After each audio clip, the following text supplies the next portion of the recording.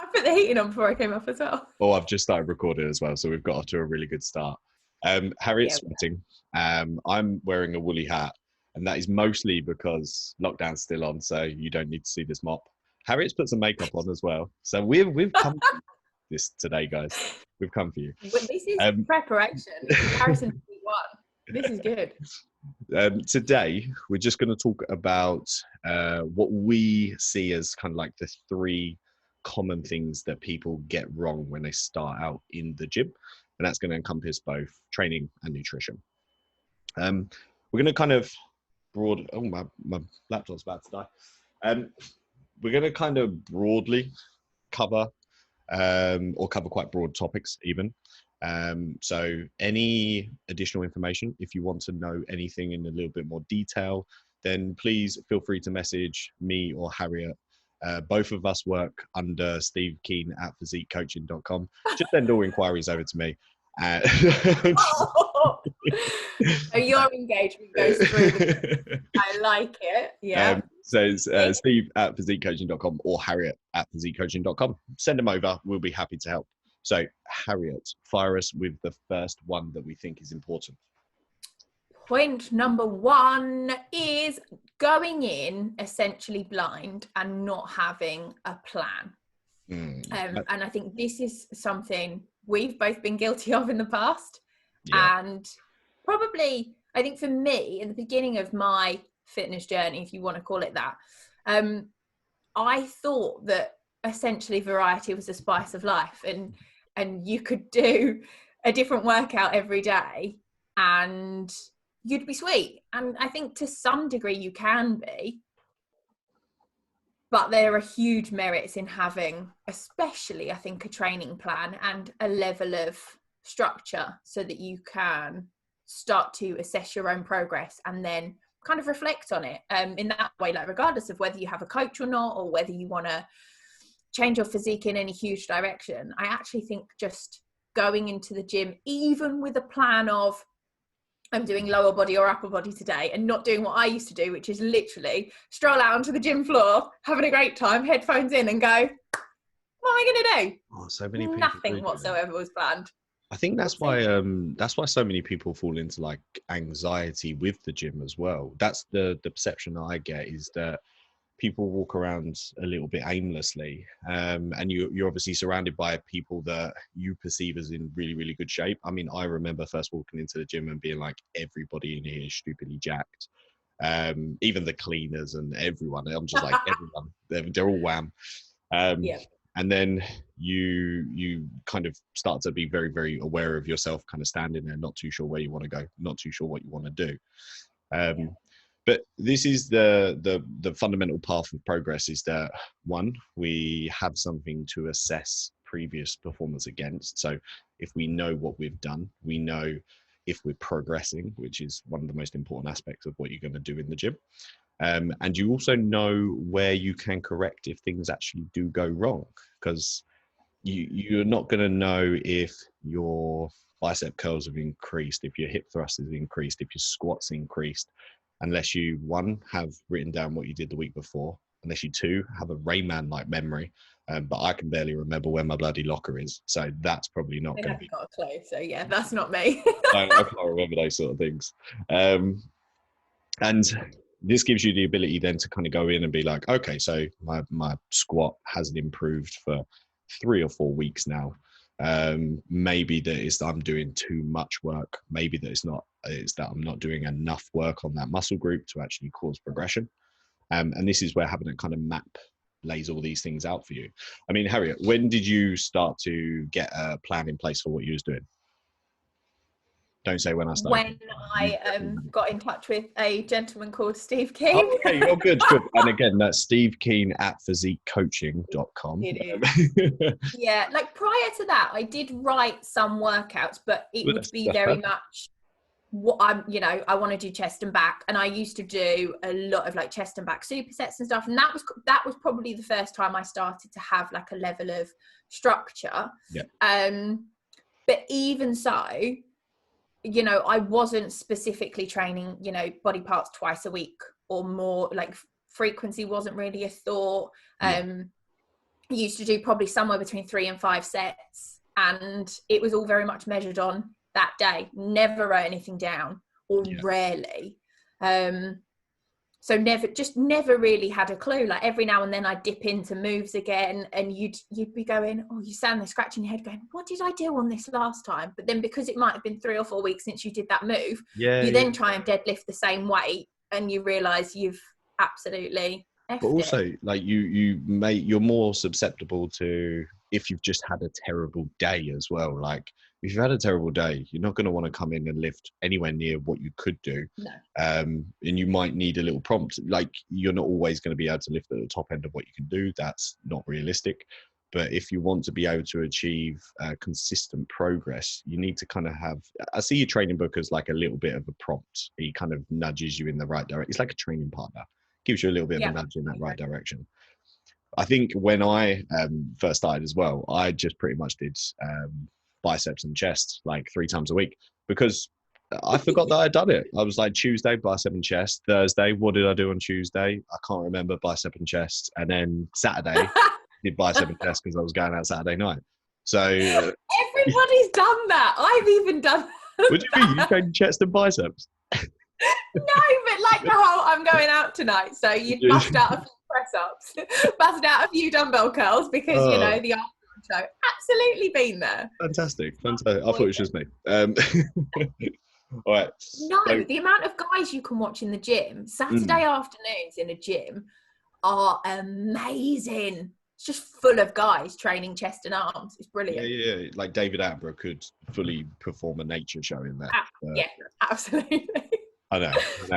I'm like, to be honest, the only reason I still don't do it is because I don't go out on Saturday anymore. So I'm just sad. But this is the similar kind of pathway with nutrition. I remember before having, actually, I can't even remember how I used to eat before I had any sort of plan. My first plan in nutrition was like an all-you-can-eat buffet. It was like 5,000 calories a day. I think we talked about the last one. We actually filmed this podcast already and then sacked it off. So we might have filmed it in this podcast last time. But essentially, I just ate 5,000 calories a day and hoped to get as swole as possible. And I did get swollen around the midriff. But what was it that girl said to you? Because that was my favourite part of the first edit of this. Yeah, I can't remember. Did that happen in the last, or did we do it last episode? It was in the one that we scrapped, yeah. Oh God. So yeah, we went on, I was on a night out, as you do. Chest and biceps had just been trained. And a girl came up to me and we like knew each other already. She was chatting to me and she said, she like leant in and I'm like, okay, like here she goes. She's going to tell me something. She's going, can I talk to you about something? I'm like, yeah, sure. You know what it's like in the smoking area. You're going to head out there. Yeah, absolutely. Otherwise this is weird. And then she just goes to me, do you not train anymore? And I'm like, great. I felt my soul leave my body. I know. I feel really sorry for younger you, but that does make... Didn't deflate my stomach, but it deflated the night. So yeah, it's with the plan with nutrition, it's a similar kind of pathway. Again, like plans just give you the ability to assess where you're going wrong, because you will go wrong. Like failure is an essential part of any success model. It gives you a little bit of an outside perspective of being able to look back and see which bits of your process need a little bit more reinforcement. What about you? When did you get your nutrition bits in place? Are they even now? No, I'm kidding. Yeah. So at the beginning of my fitness journey, I was just in a position, and I think because the first time I really started going to the gym was in my second year of university. At that point in time, there's a lot that you can change for really quick wins. So, just reducing portion sizes was number one. I used to eat an enormous amount of food. And this goes back to my teenage years. I remember my dad saying to my mum, he was like, do you need to put all of that on her plate? And she was like, she's just hungry. Did you eat a lot of uni, did you say? Could you afford a lot of uni? Wasn't it just like super noodles?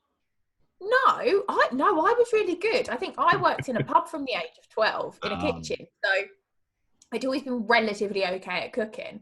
So no, I remember doing, even like in my first year living in halls, I did stir fries, I made lasagnas. I made all sorts of stuff. Mate, But a lot of crap as well.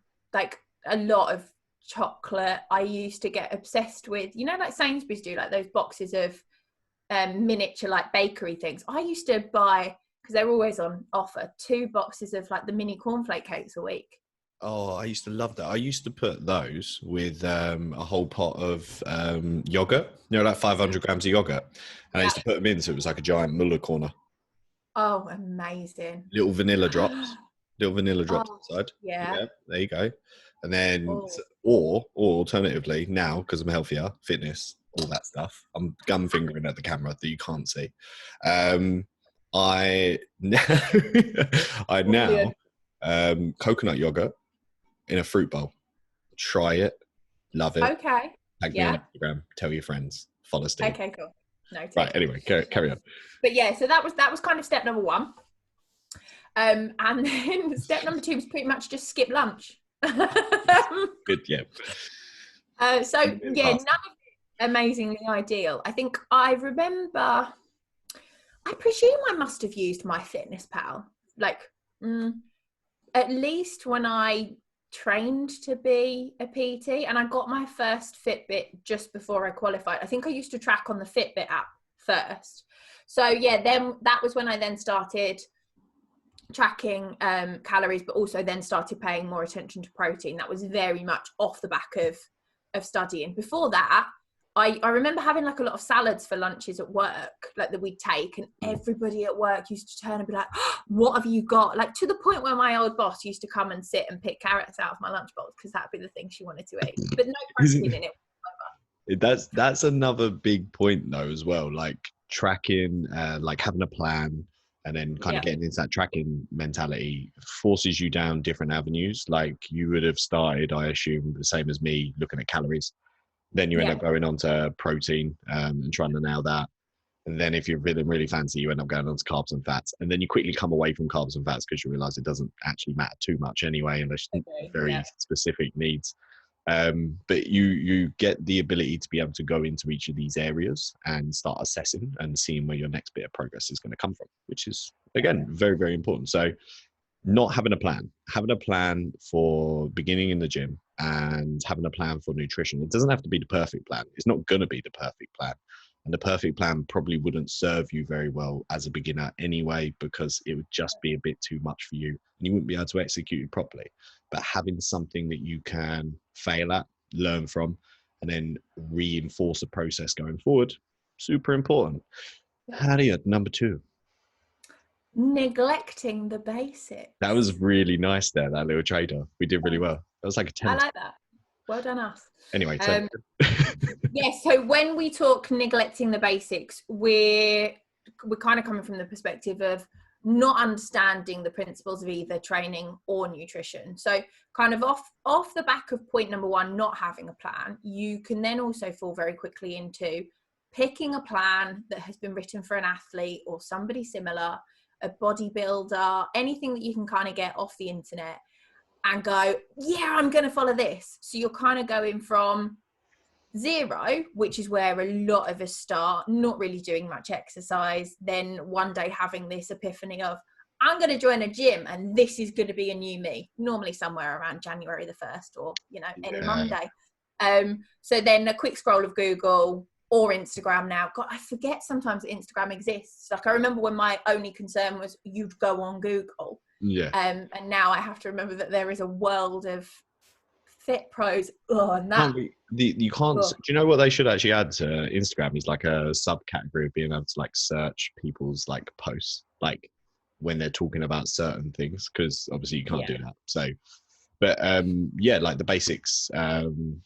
If you understand 3 basic things within training, you can pretty much hijack your training to be on point, which is specificity, which is really hard to pronounce, but it just basically means making sure that what you're doing is specific to what you want to achieve. So, for instance, if you're doing bicep curls and you want to grow your glutes, probably not the best idea. If you want to get jacked quads and you're doing skipping, probably not the best idea.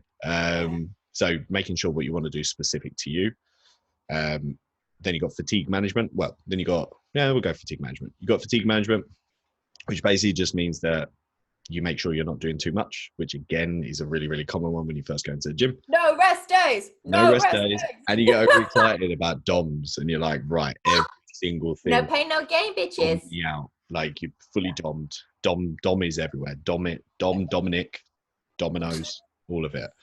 And then you get to a position where you are doing so much that you can't cause an adaptive response, that kind of muscle growth and adaptation, that change response that you want to see anyway. So you end up just either staying in the same spot, or unfortunately, if you're far enough down the track, you end up regressing. So that's no good.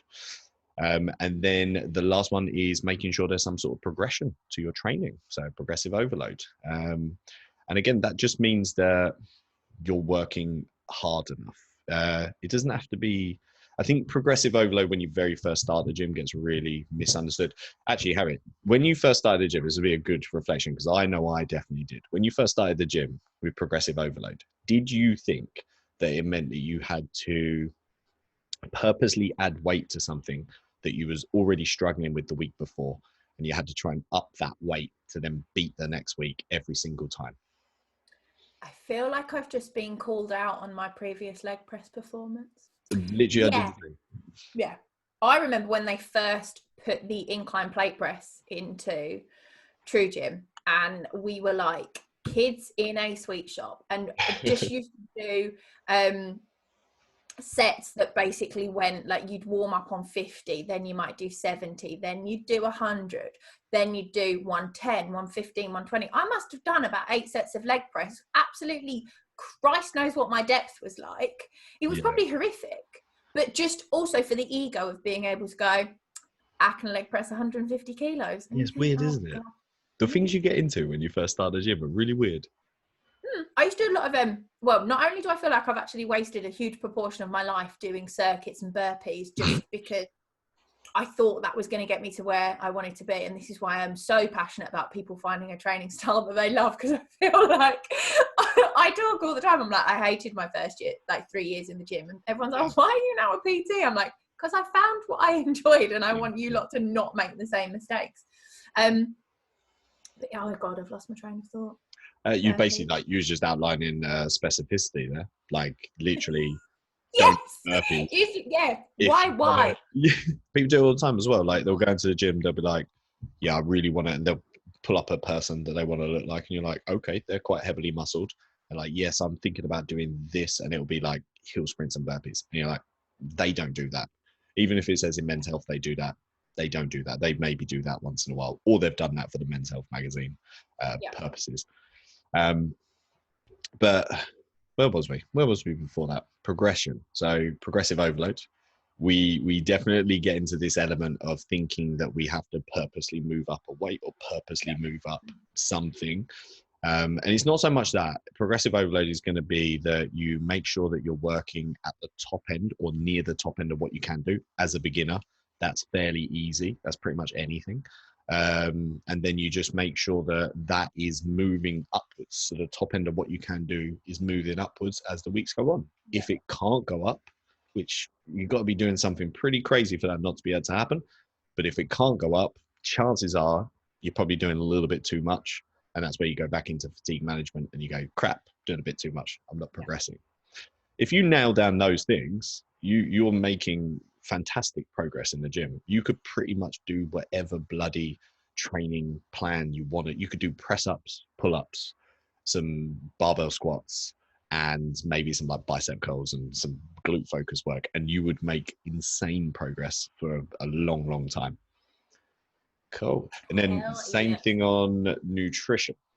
So understanding the basics of nutrition is basically going to be one of the most important variables, is just understanding what calories do. So calories are basically little Satan spawns that ruin joy and happiness, like the Grinch, but for all year round. So you kind of would just want to avoid those altogether. And if you go to Holland Barrett, they will sell ketones, and you can just buy those and just crush them up and snip. Can you stop? Even I can't bear to listen to this. Basically, calories is the most important thing to understand when you first go to the gym, for a multitude of reasons. Obviously, body fat levels is generally one of the first things that people want to address when they go into the gym, just generally speaking. And for most health purposes as well, if it's pulling down body fat levels, that's usually going to be one of your biggest or one of your direct impacts into better health. So first off, addressing where your calories are at, understanding calories, understand how to manipulate those calories, not having 5,000 a day, not being told by girls in clubs that you don't train anymore, or guys if you are a girl. Where do you go? What say? I was just going to say, conversely, not the first thing not being downloading MyFitnessPal, putting into it that you want to lose weight and it putting you on 1,200 calories, and then wondering why 2 days in you want to chew your own arm off and sit and sob in a corner. Yeah, I never stuck to the calories it told me. I always went over it and then I went, oh, why am I not losing weight? Oh God, I remember days of amazingly trying to stick to 1,200 calories, and I remember, and this is really embarrassing because this is in the early days of being a PT as well. I used to, at this point I was doing like 12-hour days on the gym floor. I'd get home at maybe 8 p.m. having only eaten 900 calories, wondering why every time I stood up to pick my like notebook and water off the floor, why I went dizzy. Oh, it's not fun. An important thing to understand, like most people, like 90% of people are not going to be on 1,200. And 90% of people that are on 1,200 aren't on 1,200 because they are just not adhering to 1,200. So they're on more anyway. And it's very important not to give yourself the belief that you're on less than you are, because that does have some psychological implications for the future. You're going to find it that you're struggling to stick to even 1,400 calories because you're picking up a sense that you're a failure continuously because you're not hitting 1,200, which is unrealistic. Whereas 1,400 might make you lose weight, but you're not allowing yourself to have the joy of achieving that. Therefore, you're just kind of getting into a slippery slope of telling yourself off, eating more calories, and telling yourself off, and then eating more calories because you're just unhappy and miserable and on 1,200. But some people do need to be on 1,200. It's not unheard of if you're a tiny human. No, it's not. No. Yeah. No.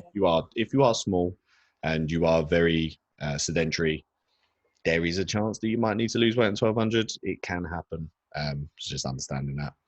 But moving on, protein. Protein is probably going to be one of the big key staples of nutrition. So yeah, protein. Harriet, give us the 411.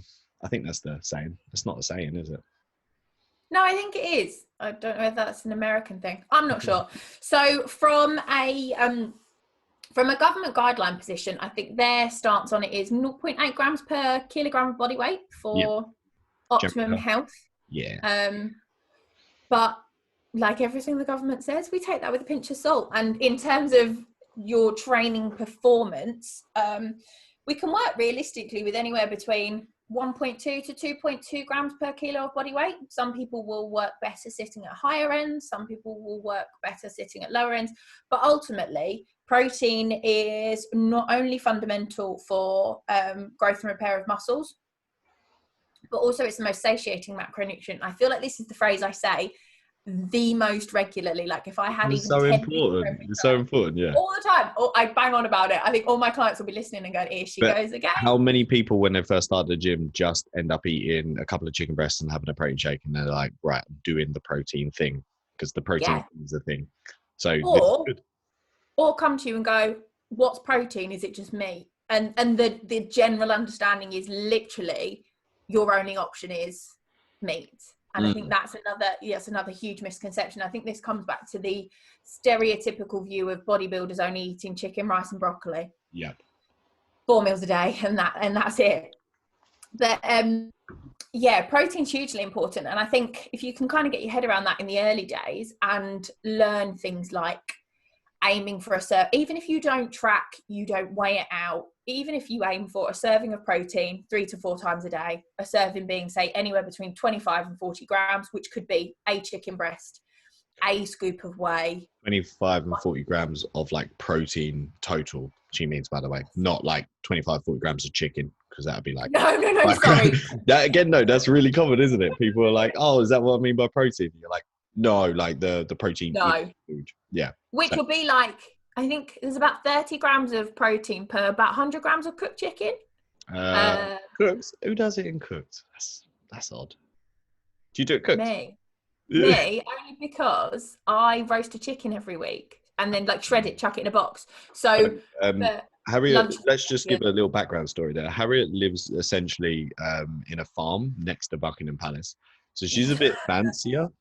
She has cows in the garden and everything. So she'll just like spit roast a chicken on an open fire with Michael Bublé, I assume, playing in the background once a week. For anyone else, raw weight, absolutely fine. Right. But some people might, from a food prep perspective, roasting a whole chicken's helpful.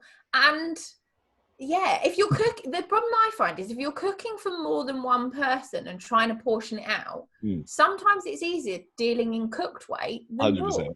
I'm only messing with you. Don't worry. No, but even it still messes my head up. I'll be going to track something, and I'm like, I don't even know if I'm doing it right. So how the heck can I teach other people? Ultimately, whether you weigh it cooked or raw, it doesn't really matter. No. As long as you maintain some level of consistency. Boom, you're done. Yeah, where were we? Protein. So yeah, 3 to 4 feedings of protein a day is just going to help not only stimulate muscle protein synthesis, but also calm the angry devil inside of you that wants to kick back against any form of calorie deficit and cause you to eat your body weight in chocolate. Yeah, I mean, you can I always work in pounds. I don't know why. I think I learned off a lot of American people growing up, but pounds, you can have like 1 gram of protein per pound of body weight. Anything above that, it's not really been shown to do too much. But you can benefit from having slightly higher protein targets on a surplus, because some of your protein will be coming from incomplete sources like your carb sources and your fat sources. So you could get a little bit more in there. And then on a diet, because it's really, really filling, so a little bit more protein can help out with hunger and stuff like that. So again, you can go a tiny bit higher than 1 gram, but there's not much need. You're pretty good. And then I think one of the most important principles, which will help both, is just going to be adherence and consistency, being able to stick to these things regularly.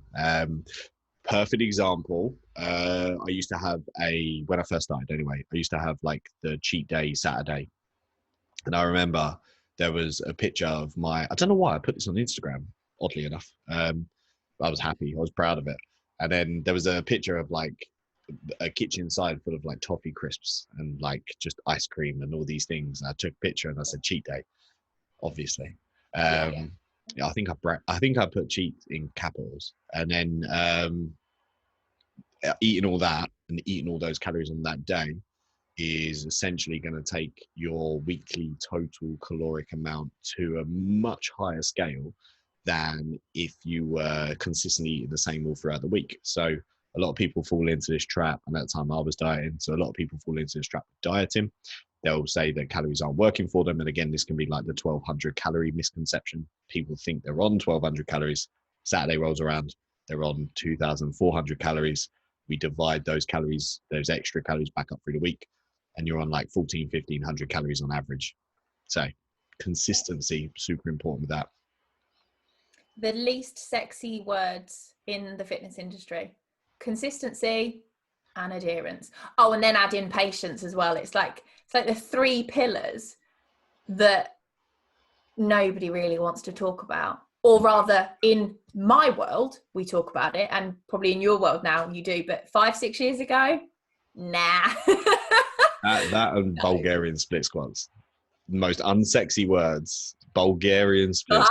No one wants to do that. Yeah. No one. Nobody does. No. But ultimately, that's what's going to get you to where you want to be. And I think it's worth, in the early days, especially if you're serious about getting into training, or, you know, it doesn't have to be with the sole purpose of weight loss. It could be muscle gain. But the sooner you kind of get your head around the unsexy bits, the sooner you'll be parading around the beach in your budgie smugglers feeling like you're on top of the world. Because I think you can lie to yourself all you want, and you can tell yourself repeatedly that you're following the right plan or you're following the right amount of calories, but ultimately those extra bites, those bits that you don't log because it doesn't matter, those training sessions that you skip out on, that you just kind of forget about, it's all going to add up. And that's not saying, kill yourself off, try and focus on being 100%, because there's no such thing as 100%, there's no such thing as perfect. But I think a lot of us have made the mistake of essentially lying to ourselves in the early days and believing that we're doing something and we're actually not. I think that's what you can really benefit whilst you're tracking calories, whilst you're tracking training, whilst you're like loosely tracking these things. Just come up with a consistency tracker and just see how often you're actually doing the things.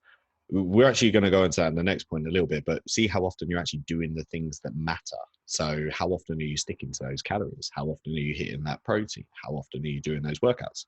If you notice that things aren't improving and you can see that you're very inconsistent and your consistency tracker isn't that on point, then there's your avenue to improve. It's not that you have to further refine your calories or your protein or your training. It's just that you need to work on making yourself a bit more consistent, which, drum roll, over to Harriet for the last point. Being outcome as opposed to process driven. Beautiful. Which is one of my favorite things to say at the minute. It makes me feel like I'm back working in like the business world. It's very like, makes you feel let's circle back and we'll chat about that later. It makes us feel like we matter, because we don't really. We just write numbers into a spreadsheet. Pretty much. Basically, we don't. Yeah, I always miscount it as well. So that's the name. Every time. Oh, don't. I actually went back to a client the other day. I was watching in her check-in, I was watching her form video. And I was counting in my head, and you can kind of see my face going. And I messaged her and I was like, FYI, you've put 10, but you actually did 11. And I worked out that on the 2 videos that I counted, she was out on both of them. So God knows what she's been lifting. All these extra reps. But yes. Anyway, I digress. Being process driven rather than outcome driven essentially just goes into what we were just talking about habits, about tracking your consistency. So obviously we want to all get to the end outcome where we want to get to. The end outcome, generally speaking, is going to be the result. So if we want to achieve weight loss, we want to get to a specific body weight on the scales, we want to see a specific look in the mirror. Similarly with strength goals, it might be that we want to achieve a certain look, achieve a certain weight that we're lifting, or again, achieve a certain look in the mirror. The problem with aligning with these things is that they can be so far off in the distance that if your happiness is cemented to something that's so far away, well, what's going to keep you on track as you're going through this entire process of things? You're going to have no kind of like encouragement along the way. Mm-hmm. Whereas if we can get you into being process focused, which you kind of backtrack from where you want to be. So you put the end goal-ish in place. It's not going to be the same as you progress through your training career. And then you kind of reverse engineer from there and you go, okay, what processes do I need to do to get to where I want to get to? And then you lay all those out into nice daily fashion of like, okay, I need to tick this box, I need to tick this box, and I need to tick this box, and then I'll get there. And now you're getting loads of little hits of dopamine along the way of like, good for you, well done, you hit your protein, fucking great job. And you've got all these reasons to kind of keep you on track. Plus, if anything goes wrong, you know what went wrong. Yeah, it's quite often that like we'll get a new client and they'll say, a common one will be, I want to lose a stone, which 6 to 7 kilos, talking in that. So if we say you can probably lose a kilo a month as a relatively okay weight, nothing too drastic, obviously depending on your start weight, body fat, etc., it could be different, but say you are aiming to lose a kilo a month, that's still 6 to 7 months of work. And I think when you speak to a lot of people initially, what they're kind of expecting you to say is you can achieve all this within 6 to 8 weeks. And there's a huge misconception about how quickly you can do it. Exactly. So kind of 6 months it's quite a long time, isn't it? If somebody said to you, oh, you can have what you want, but you can't have it for another 6 months, you'd probably be a bit like, oh, I don't know if I'm going to bother now. It's quite a long time to dedicate your energy and dedicate your focus, especially if you're only focusing on that 6 months time. But especially if someone then on the other side of that goes and offers you something that you can do in 6 weeks, which maybe you can, maybe you can't, probably you can't. And then you spend the next 6 months of your life repeating the 6-week processes with different people that keep offering different things. You can be like, yeah, that's a trap that people fall into a lot. That was really delicately put. You did well on that. What do you mean? I'd have gone straight in and gone, yeah, well, your fatty little 8-week fat loss plan is absolute rubbish, and I can guarantee you're going to put the weight back on. But again, this is the thing. Like, if you do any of the kind of shortened fat loss programs and stuff like that, they're fine. They can work. Of course, they can work. But they will work because they teach you parts of life. They teach you skill set to take away afterwards and apply to your life. And then that's where you'll continue to get amazing results. Whereas if your shortened plan is just like a meal plan, and then this amount of cardio, and then now you haven't learned any skill set. As soon as we take your meal plan away, you're screwed, basically. Yes.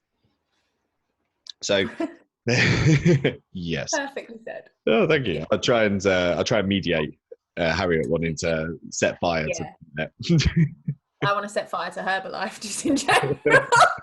Oh no, she name dropped. But like, even if you do, and that you have partaken or do partake in Herbalife or anything, it's fine. But do understand that you need to take away key skills from any of these processes, and it's the key skills that are working for you, not a shake, not a meal plan, not anything else. It's the elements of what those things are doing that's working. So the basic principle behind it: are you in a calorie deficit? Are you consuming enough protein? Are your meal times and the frequency enough? Have you been taught about your environment and the way in which that will impose on your hunger? So little things like this, they're going to carry you through. What was our lead on to the end bit? Being outcome versus process driven. Yeah. Oh, no. This is where we come down to, like, this is our second podcast, guys. So, just listen to our inner musings. Oh, she's staring. She's touching her nose. When she touched her nose, look, she's got it. See, she got it instantly. Well done. Nose touch. Oh, not learning how to maintain your results comes off the back. Not learning how to maintain. Well done. Why I write notes. Harriet, take it away. So as much as you may go into your diet, your fat loss phase, whatever it is, and think, right, once I've lost my stone, that's it. I'm going to have achieved everything. I'm going to be super happy and nobody can bring me down. Ultimately, the kind of overarching aim is to maintain that weight loss and thus bring an end to fad diets and a lot of the negativity that can come with it. And hunger. Bring peace and joy to everyone. It sounded like you was about to go into another podcast. We're going to be kicked off this. They'll end up with the serious members of the group doing this. But yes, so I mean, technically a diet can't be considered a success until you have managed to maintain the weight that you've lost for kind of 6 months to a year. And what we see is, I think the statistics are something like 80% of diets based off that fail, because what will happen is quite often people either utilize some of the methods that we've touched upon, i.e. fad diets, shake diets, etc., and then not built long-lasting habits, which is why we're very pro long-term sustainable lifestyle change, and not, oh look, let me put you on 1,200 calories. If you can stick to it, you will drop an absolute shit weight. You'll be hungry and miserable, and the minute I say to you, right, this diet is over, you will then dive headfirst into the Cadbury shop. Oh, I missed the Cadbury shop. I hope it reopens. Oh God, here we go. So So yeah, genuine happiness on my chubby little face there.